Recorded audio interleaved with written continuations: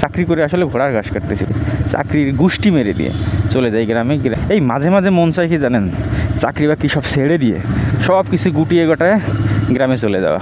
গ্রামে গিয়ে নিজেদের যে জায়গা জমি আছে সেটার উপরে হচ্ছে কৃষিকাজ করব, সেখানে নিজের ইচ্ছা মতন সময় দেব, নিজের ইচ্ছা মতন কাজ করব, ফ্যামিলিকে সময় দেবো, একটু নিজেকে সময় দিতে পারবো, এই অনেক কিছু।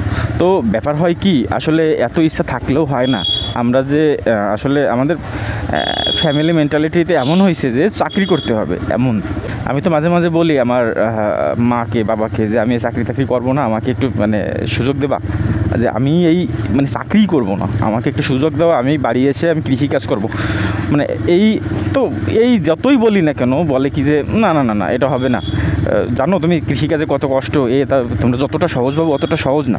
আসলে ব্যাপার হয়েছে কি, সবাই মানে কি বলবো, মানে কেউ হচ্ছে ওই সাপোর্টটা দেয় না যে তোরে 2 বছর সময় দিলাম, যে এখন এই 2 বছরের মধ্যে তোর ইচ্ছা যা করে সেইটাই তুই কর, তোর ইচ্ছা খুশি মতন তোকে তুই তৈরি করে নে, মানে তোর যেটা ভালো, যে কাজটা তোর মন চায়, যে কাজটা তুই করতে চাইস সেই কাজটা।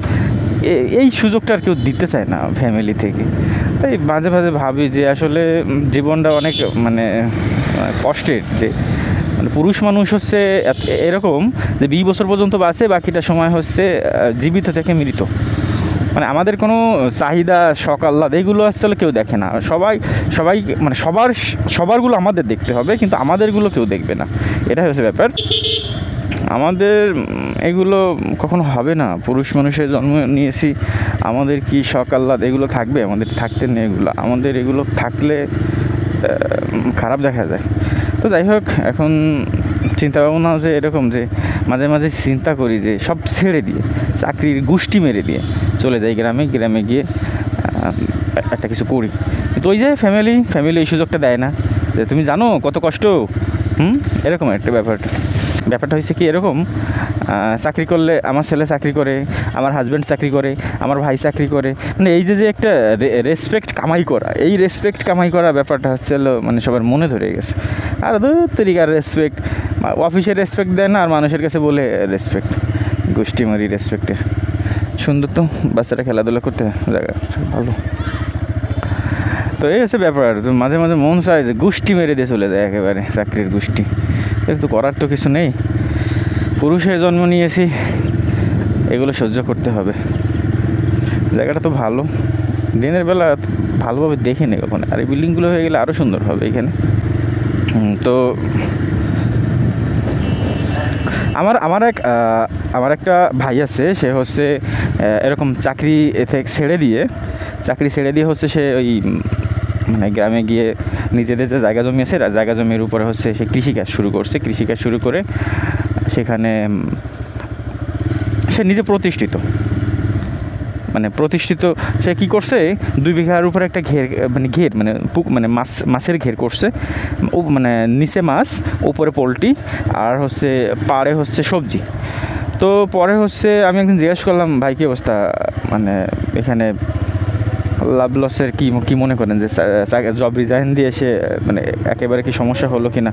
বাকি না, সমস্যা নেই, মানে লস বলতে কিছু নেই। ওখানে চাকরি করতাম, চাকরি করা অবস্থায় দেখা যাচ্ছে কি যে মানে বেশি কথা শোনা লাগতো, প্রেশার নিয়ে, ওই প্রেশারটুকুর অর্ধেক প্রেশার আমার এখানে নেওয়া লাগতেছে না। তো বললাম যে সিরিয়াস ভাই? বলে হ্যাঁ, আমি 2 বিঘা একটা ঘের, মানে ভাই বললো যে 2 বিঘা একটা ঘের সে আসছিল মাছ ছাড়ছে, উপরে একটা পোলট্রি ফার্ম। তো সেই পোলট্রির ফার্মে নিচে হচ্ছে তো ওই যে পোলট্রির মলমূত্র পড়ে, ওইগুলো হচ্ছে মাছে খায়, পাঙ্গাস মাছ, তারপরে হচ্ছে আপনার ওই যে তেলাপিয়া মাছ, এইগুলো খায়। সাথেও মানে নিচে মাছকে অতিরিক্তভাবে খাওয়া দেওয়া লাগতেছে না, ওই যে একটা প্রফিট, এরপরে পোলট্রি থেকে প্রফিট আসতেছে। আর এরপরে হচ্ছে ওই যে মানে পাড়ের উপরে যে কী বলে ওইটাকে, পাড়ের উপরে হচ্ছে আপনার মানে সবজি ফলায়, ওইটা বললো কি এবছর আমি 2 লক্ষ টাকার উপরে হচ্ছে আমি টমেটো বিক্রি করছি। আমি তো শুনে অবাক যে কি বলে উনি, 2 লক্ষ টাকার উপরে টমেটো বিক্রি করছে। 2 লক্ষ টাকা, মানে পরে বললাম ভাই মানে খরচ কেমন কী গিয়েছে? বলে 50,000 টাকার মতন খরচ হয়েছে। তো অবাক যে 50,000 টাকা খরচ করে 2 লক্ষ টাকা ইনকাম। অস্বাভাবিক একেবারে। এরপরে বললাম যে মাছের কেমন কী, মাছে বললো কি যে মাছে 10 লাখ টাকার মতন বিক্রি করবো টোটাল সব মিলে তেলে। বললাম পোলট্রিতে বলেন, পোলট্রিতেও বললো কি যে পোলট্রিতে মাঝে মাঝে সমান সমান থাকে, আবার লাভ হয়, মানে লস গেলেও লস নেই, লস গেলেও নিচে মাছে পোষায় দেয়। তো পরে বলে উনি যে ওনার বছরে প্রায় 12-13 লক্ষ টাকার মতন হচ্ছে ওনার মানে ইনকাম আছে, এই একটা ব্যাপার। এই যে মানে এই যে ইন্সপিরেশনগুলো পাই এগুলো আসলে অন্যরকম। এই যে ব্যাপারগুলো এগুলো দেখলে মনটা জোড়া যায় যে মানে কি বলবো, জীবনে কি করতেছি, মানে গাধার ঘাস কি এটা কথা বলে না, ঘোড়ার ঘাস কাটতেছি, চাকরি করে আসলে ঘোড়ার ঘাস কাটতেছি, কাজের কাজ কিছুই হচ্ছে না। মাসে শেষে টাকা পাচ্ছি, যা পাচ্ছি ওইগুলা হচ্ছে খরচ বরচ হয়ে যায়, মাসের অর্ধেকের পরে নাই, টাকা নেই, পয়সা নেই, এই হচ্ছে ব্যাপার। চাকরি করে আসলে ঘোড়ার ঘাস কাটতেছি, কাজের কাজ কিছুই হচ্ছে না, মাসে শেষে টাকা পাচ্ছি, যা পাচ্ছি ওইগুলা হচ্ছে খরচ বরচ হয়ে যায়, মাসের অর্ধেকের পরে নাই, টাকা নেই, পয়সা নেই, এই হচ্ছে ব্যাপার।